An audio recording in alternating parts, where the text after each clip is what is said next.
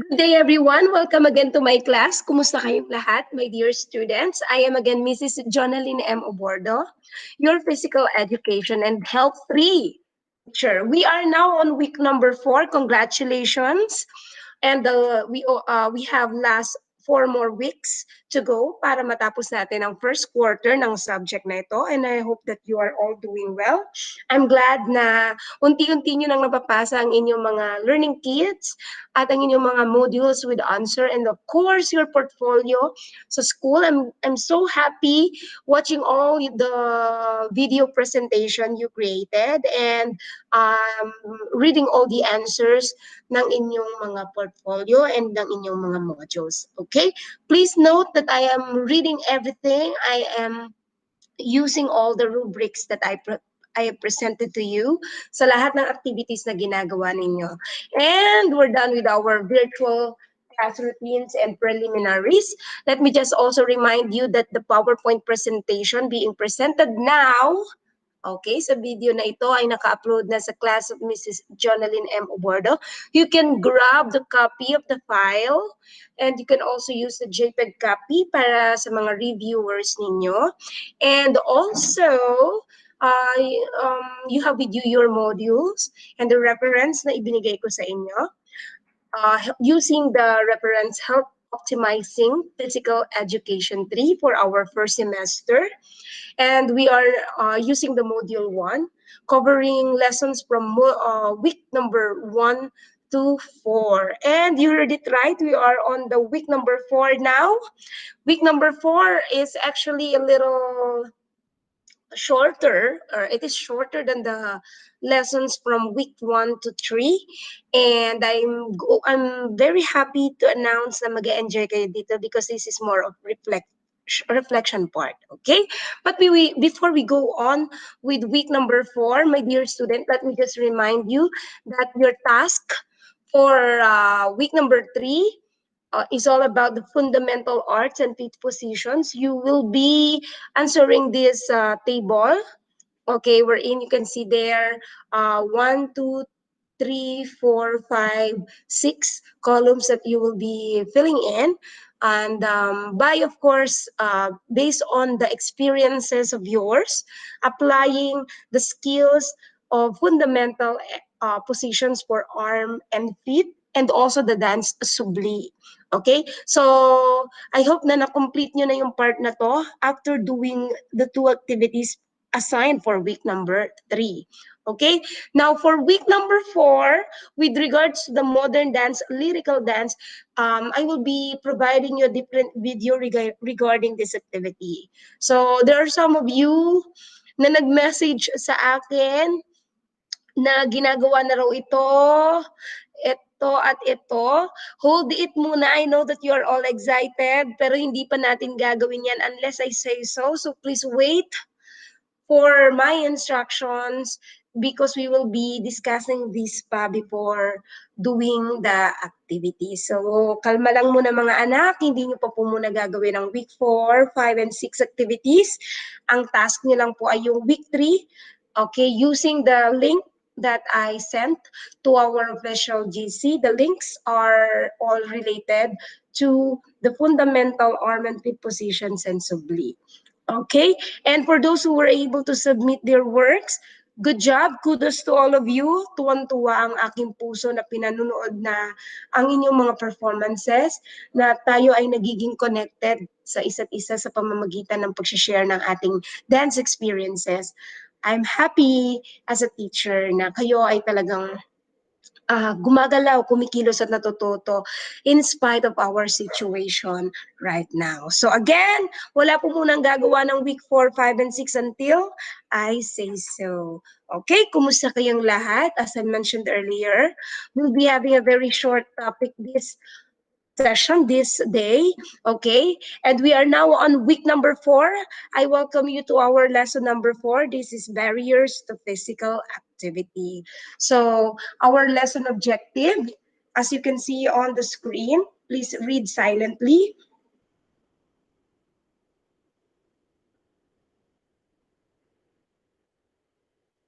Okay, so our lesson objective for lesson number 4, self-assess health-related fitness.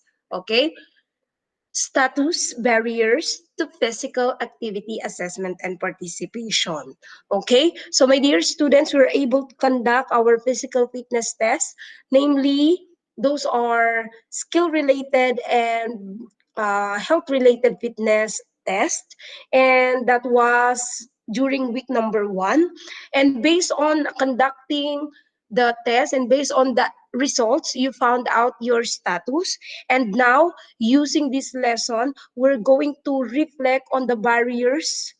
Okay, barriers. When we say barriers, these are something that prevents us or something that prevents um, a situation or a movement, no, or an access to happen. So ano ba itong mga barriers na to and how it affects our physical activity participation, we will find out, okay?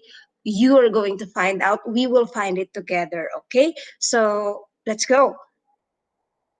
So as I mentioned earlier, we have a very short discussion regarding lesson number 4, and it is mostly activities na makakapag-reflect sa atin kung ano ba ang mga barriers to our physical activity assessments and participation. So we have just learned the importance of exercise on week number 1 and week number 2, and its benefits to our lifestyle na-discuss naman natin sa ating week number 3 lesson. And let us now evaluate yourself. What are the barriers for you to do physical activities? Ano nga ba itong mga nag-i-stop sa atin, nakakapag-prevent sa atin na ma-access, ma-enjoy, no? At makapag-perform ng different physical activities or exercise. So, alamin natin yan using the following activities. So, as you can see here, I am showing you a table. Okay, so there on the first column of the table, you can see different statements, situation. Now, all you have to do is to circle the number that best describes your situation. So you have there the options very likely, which number is, which corresponds to number 3. Okay, and we have here somewhat likely, which corresponds to number 2. And number 1, okay, the verbal interpretation for this is somewhat unlikely. Okay, so we have numbers 1 to 3. Okay, somewhat unlikely for number 1, somewhat likely for number 2, and very likely for number 3. Okay, and I know that these are familiar to you. Why? Because I'm sure that you browse your module and this part is in your module as well. Okay, so you will just circle what best describe your situation. So it depends on you. Okay, so we have here items number 1 to 5. So let's start reading number 1. Okay, my dad is so busy answering the modules for the new normal. So say for example, this situation, is it very likely of you? If it is, then encircle number 3. Okay? If somewhat likely, then choose number 2 and then circle it. And if it's somewhat unlikely of you that your dad is busy, the one busy answering your modules for our distance learning, then you choose number 1. Okay? Now, you may you may ask, where are you going to answer this? Okay, in your module, the one that the school provided for you. Okay, so you will answer these, okay, on your module itself. No need for you to get up another paper for this activity. Just do the activity using your module as well. Okay, and please be honest on answering this. And it is not only 5 items. Okay, this is not only 5 items. So we have the next items for numbers 6 to 10. Okay, and also for numbers 11 to 16 there. And 17 to 21. And I think that 21 is the last number for this activity. Now, after doing this activity, okay, so please be honest on answering this. Evaluate yourself. You are the only person who can answer this. Do not rely on the ideal type of answering. Be honest on answering this as if we are diagnosing your current situation. So for us to really detect no the barriers or the things that stop us or the reasons that stop us from doing physical activities or exercises, be honest no on giving your answer. And look at this. This is the next activity, no? So, we're done with what's in now, what's new, no? Ano bang bago? So, upon answering all those 21 item situations, okay, this is how you're going to score yourself, okay? My dear student, let me just remind you that this is not graded, but this is reflective. Okay, so being reflective means being transparent of what your current situation is. Okay, so therefore, be honest on answering. Now, how are you going to score yourself based on the encircling part on the perspectivity? Here are the directions, okay? Number one, enter the circle number in the spaces provided, to which I'm going to show you later. Putting together the number for statements 1 on line 1 and statement 2 on line 2 and so on. I'll show you an example later. Now, add the scores on each line. No? When we say add, we will do the mathematical operation addition. Okay, we will get the total number. Okay, now your barriers to physical activity fall into one or more 7 categories. So I'll show you later ano yung mga 7 categories na yun. And a score of 5 or above. Okay? So, pag ang nakuha mo na total score for a specific line, okay, or category is 5 or above, in any categories, that shows that this is an important barrier for you to overcome. Okay? So, again, kung makakuha ka ng 5 na result, no, sa mga lines or categories na ibibigay ko sa inyo mamaya, that means that is the most important barrier na dapat nating i-overcome or i-succeed. And how are we going to do that? The answers will be based on your own reflection. So let's continue. I'll show an example like this. Okay, so these are the 7 barriers. Okay, these are the 7 categories that may be considered as barriers to participation in physical activities or exercises. So number one there is lack of time. Okay? For lack of time, dun sa 21 items na ibinigay ko sa inyo kanina, okay? So, those items from number 1 or item number 1, item number 8, and item number 18 reflects, okay, the barriers pertaining to lack of time. Okay, so you can go back later using your module and using this PowerPoint or video presentation and try to know or detect kung talaga bang lack of time ang barrier mo. Okay, so items number 2, 9, and 16 on the first activity. Okay, so that's actually an item pertaining to social influence. Okay, those are items pertaining to social influence. And items 3, 10, and 17 are for lack of energy. Do you think lack of energy is your barrier for participating into physical activities or exercise? If that's so, then just put your answers there above. Okay? Or is it the lack of willpower? Diba? So what do we mean by willpower? Okay, it is your drive. It all comes from you, though. It is something na hindi pwedeng kontrolin ng iba. So it is being exerted. It is being, it is your impulse. No, it defines as your ability to perform, to feel your these are your thoughts, these are your feelings, these are your impulse. No, ito yung nanggagaling mismo sa inyo. So, is it the lack of motivation? It is the lack of willpower? It is the lack of feeling or impulse or thought na galing sa inyo? So, dyan lalabas yan for items number 4, 11, and 18.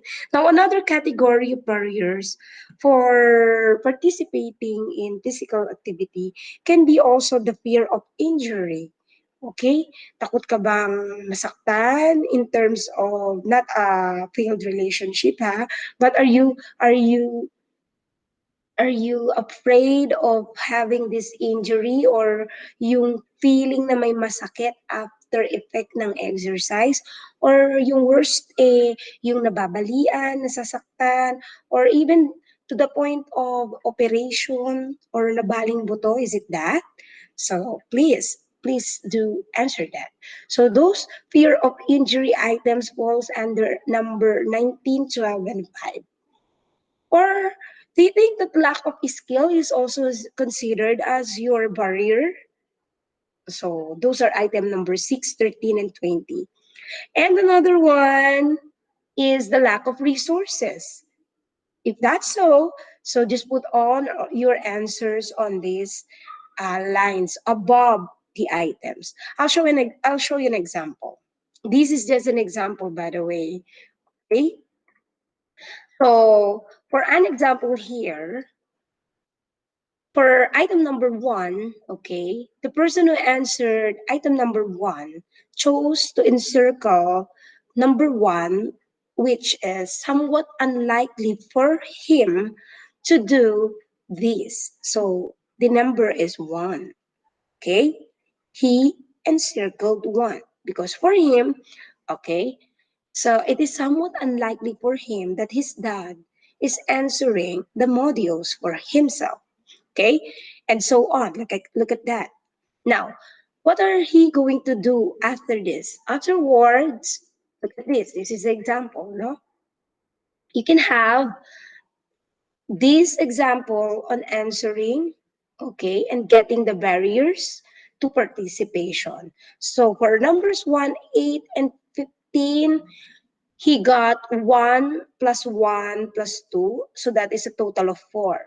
And based on our um, interpretation earlier, okay, those of you who got the summation or the total score of 5 and above, that means, okay, it reflects that the certain category becomes your barrier to participation in physical activity or exercise.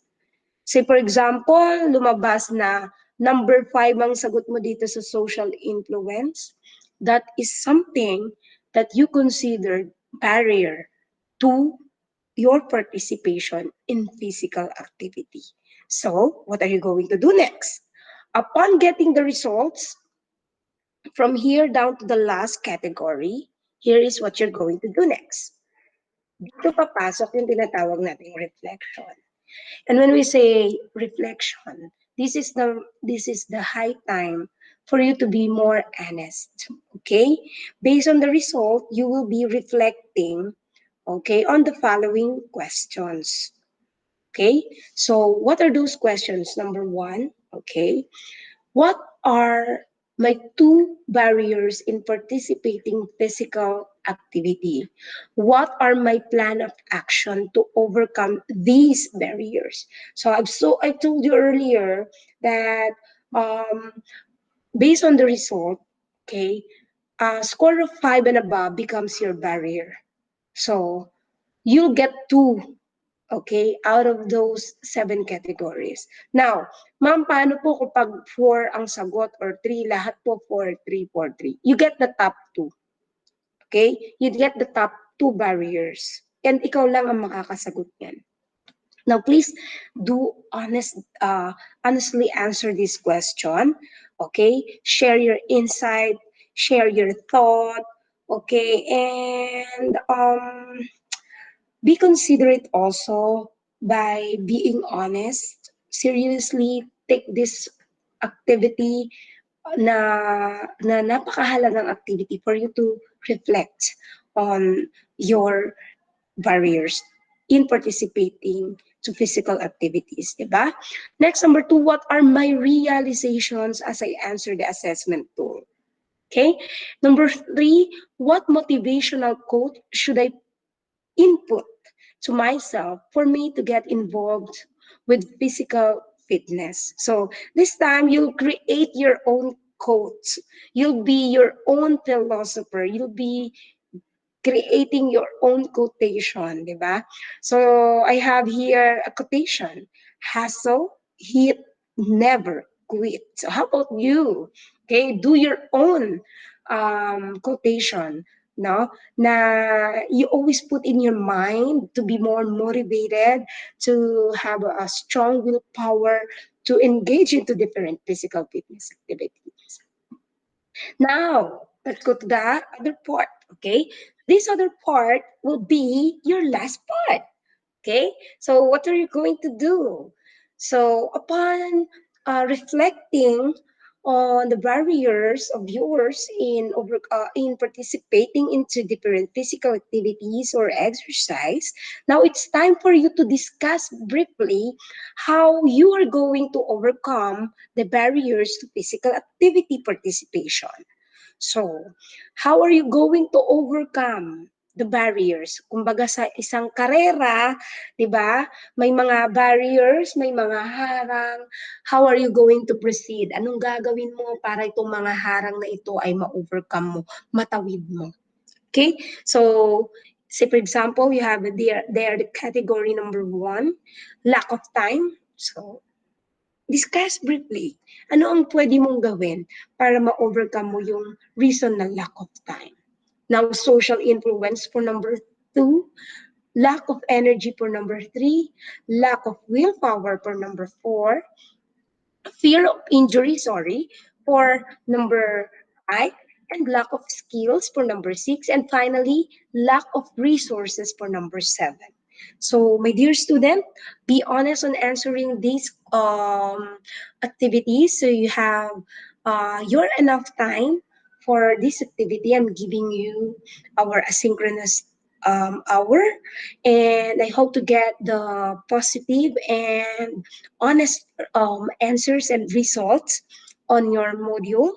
And once you're done, please put or include that in our portfolio and get ready because we'll be dancing in modern dance, and that will be our next activity, the lyrical dance. And I'm so excited to show you my version.